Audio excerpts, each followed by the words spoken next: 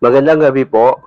Narito na po ang magiging lagay ng panahon ngayong gabi ng Martes, June 4, 2024.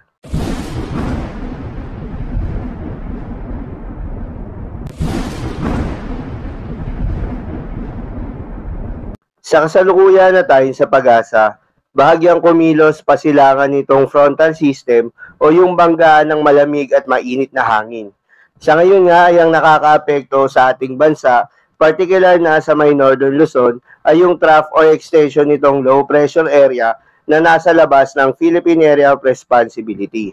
Itong low pressure area na ito ay nabuo sa loob ng frontal system dahil dito asahan ng maulap na kalangitan na may kalat-kalat na mga pagulan at pagkidlat pagkulog. Samantala yung easterlies o yung mainit na hangin galing sa karagatang Pasipiko ay patuloy namang nakakaapekto sa nalalabing bahagi ng ating bansa kasama ng Metro Manila. Kaya naman asahan yung bahagyang maulap hanggang sa maulap na papawirin na may mataas na tsansa ng mga localized thunderstorms.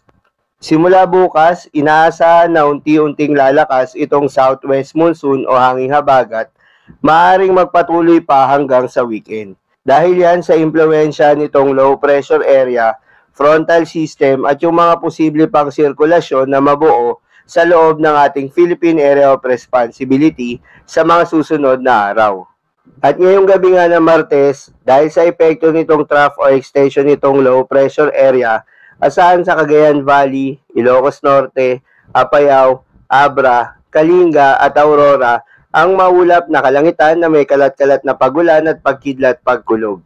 Posible ang mga pagbaha o pagguho ng lupa dahil sa katamtaman hanggang sa kung minsan ay malakas na pagulan.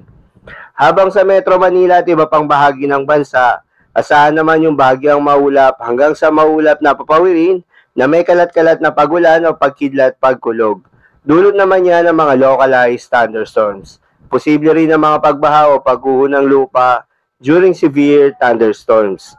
Kaya naman pinag-iingat pa rin yung mga kababayan natin sa mga banta ng pagbaha o pagguho ng lupa, lalong-lalo na sa mga lugar na inuulan na noong mga nakaraang araw pa. Para naman sa lagay ng mga dagat baybayin, ayon sa pag-asa ay wala namang nakataas na gale warning sa anumang seaboards ng ating bansa.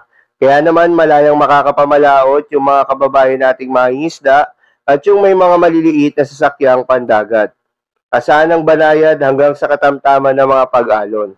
Ngunit iba yung pag-iingat pa rin lalo na kung meron tayong offshore thunderstorm activity. Asahan pa rin yung mga tsansa ng malalakas na hangin at kaakibat nito ang bahagyang pagtaas ng mga alon. So yun lamang po para sa lagay ng panahon ngayong gabi ng Martes. Keep safe everyone.